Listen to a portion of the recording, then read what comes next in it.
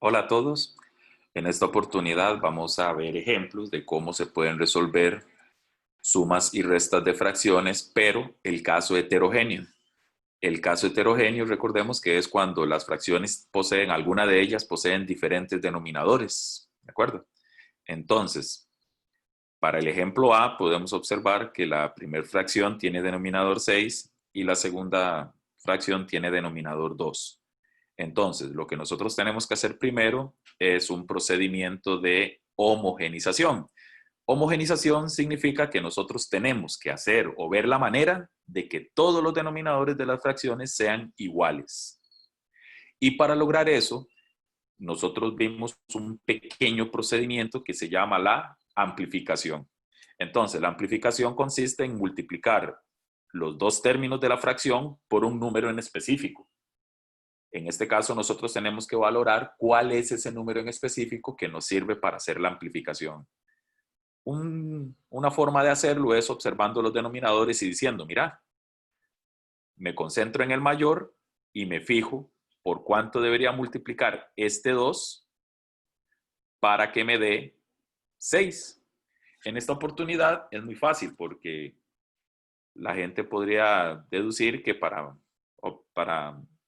de que el número que deberíamos utilizar para multiplicar por 2 y que me dé 6 es el 3. Entonces, eso me dice a mí que yo debo amplificar el numerador por 3 y el denominador por 3.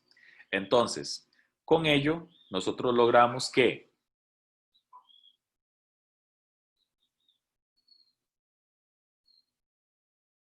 en la segunda fracción multipliquemos esas cantidades. 9 negativo por 3 positivo da 27 negativo. Y 2 por 3 daría 6. Con lo cual ya las dos fracciones tienen el mismo denominador y de ese modo podemos proceder como se vio para el ejemplo de la suma y resta de fracciones homogéneas, conservando el denominador y operando los numeradores. Ahora bien, en el caso de la resta que se nos formó en el numerador, no olvidemos que las restas nosotros las transformamos en sumas. Pero hay que calcular el opuesto del número el número que sigue. Entonces, el opuesto de 27 negativo sería 27 positivo. Y esta operacioncita se convierte en una suma de números positivos, una suma de ganancias. De ese modo, 5 más 7 daría 32.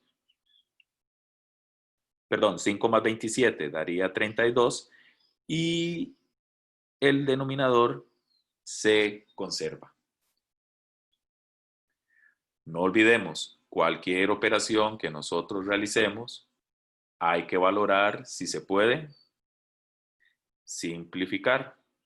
Y en este caso sí se puede simplificar porque ambas cantidades tienen mitad. Entonces la mitad de 32 es 16 y la mitad de 6 sería 3. Ya con eso se llegó a la forma canónica del resultado, con lo cual se da por terminada la primera operación.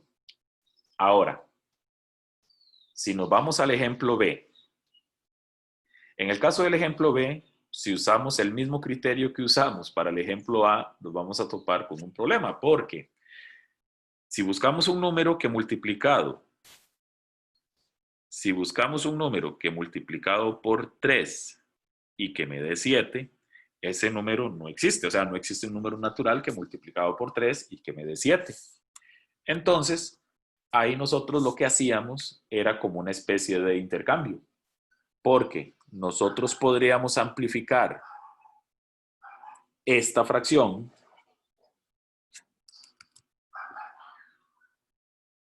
la podríamos amplificar por 3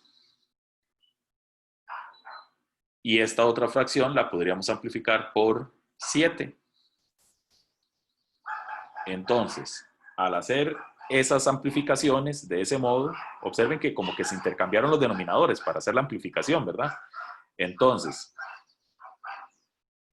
aquí va a quedar 3 negativo por 3 positivo, 9 negativo. 7 por 3, 21. Más 2 por 7, 14. Y 3 por 7, 21. Se logró el objetivo. El objetivo es, recuerden, que todos los denominadores sean iguales para proceder a sumar, como ya lo hemos visto antes. ¿Y cómo es eso? Conservando el denominador y operando los numeradores. Ahora, en este caso tenemos una suma de una deuda más una ganancia.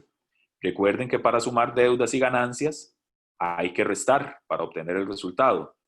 Y el signo del mismo depende de cuál de las cantidades, si las deudas o las ganancias, es mayor. En nuestro caso, vemos que la ganancia es mayor. Quiere decir que al restar esas cantidades, me va a dar a mí un número, o el resultado va a ser un número positivo.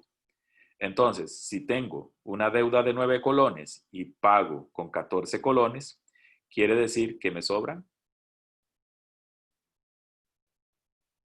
5. Y el denominador se conserva. En este caso, la fracción del resultado no se puede simplificar y con ello daríamos por terminado esta explicación de ejemplos de sumas y restas de fracciones heterogéneas.